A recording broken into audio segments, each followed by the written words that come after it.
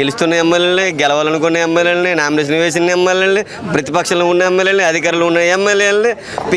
గ్రామాల్లో ప్రజలు ఏ విధంగా ఫీల్ అవుతున్నారు ఆయన పంచాయతీరాజ్ శాఖ మంత్రిగా? గ్రామంలో గ్రామ అభివృద్ధి అనేది భారతదేశానికి స్వాతంత్రం వచ్చి 75 సంవత్సరాలుగా ఎంత అభివృద్ధి జరిగిందో ఈ 1.5 yearలో అంత అభివృద్ధి జరిగింది.